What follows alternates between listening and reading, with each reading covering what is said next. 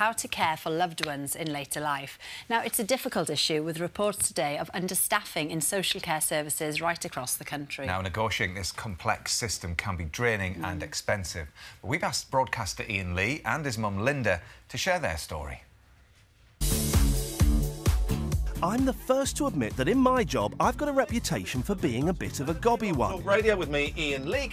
But one thing I have in common with a heck of a lot of people is the struggle I've faced trying to sort out care for a close relative.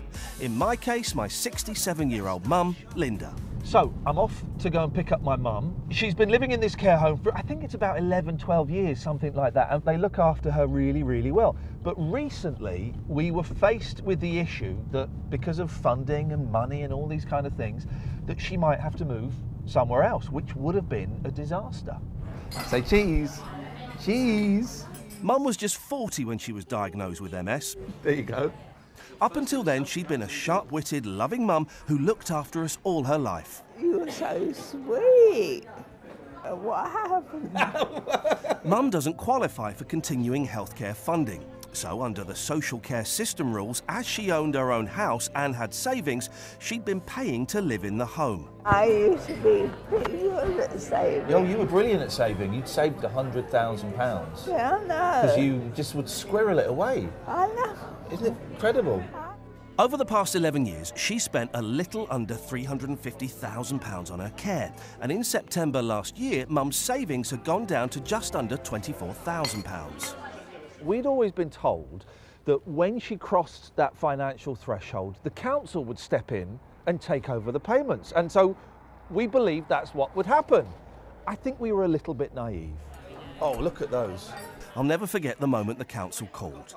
They told me they wouldn't be able to cover the cost of the home and would look to move Mum to alternative, more affordable accommodation. I put the phone down and I just burst into tears. And I didn't have a clue who to turn to or what to do. But I soon found out that the only person who was going to fight for Mum to stay at the home she loved was me. We did it. Thank you. I basically had to act as the middleman between the council and care home. Here we go. We're going to go. It took a few weeks, but eventually we all came to an agreement which meant Mum could stay. If I hadn't got involved, she would automatically have been moved out. So my advice is, don't take it lying down. I really want to go and share my story and share my experience with people, and who knows, maybe even help one or two who are going through a similar thing. So today, I've invited along some experts to Reading's biggest shopping centre to help others who are facing similar challenges. Before we start, I've got some questions of my own. Margaret, explain this threshold to me and what exactly it means. So there's a financial threshold, which is £23,250, right, which takes into account your property, any capital savings you've got and any income that you have. Once you hit that, then the council will step in and take over responsibility.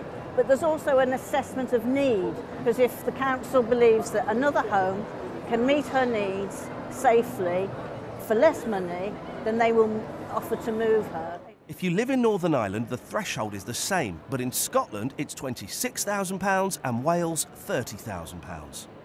When they're assessing the finances, are they allowed to take in the earnings and savings of family members? No, not at all. So when it comes to the financial assessment, it would just be based on your mother's situation. Right. So her income and her savings. And I'm not the only one with questions. Martin is worried about his dad. OK, if my mother needs care but my father doesn't, can the house disappear under father? So they will only base her charges on income and capital savings. OK. If he then goes into care, then they will take the house into account. As for Katie's grandparents, they entered care together, but after 60 years of marriage, found themselves having to live apart when her granddad's health deteriorated. Was there any offer of, we'll move his wife in there as well, and there was none of that? Because the other home was a nursing home and my nan didn't meet the thresholds for that. Yeah, so what? You know, it's my response. I'm sure it was your family's response as well. You put another bed in the room, don't you? If your nan needed to be with her husband, if that was something that was really important to her, and it's difficult to imagine that it wasn't, then actually that's part of her care needs, so she needed to be in physically the same place as him. And if that meant that there was a bit more cost involved, then actually that should have been paid for. As the day draws to a close, what should we all be thinking about? Have you got any tips? Well, I would say plan, and it's Right. never too early to start planning. Secondly, I'd say seek advice, go to a professional advisor so that you're making an informed decision. Talking to someone and planning ahead. Advice that I wish I'd followed when Mum first became ill. Things that would have saved us a lot of heartache. You just drive me into a puddle then. Well, a big thank you to Iain and, of course, Linda.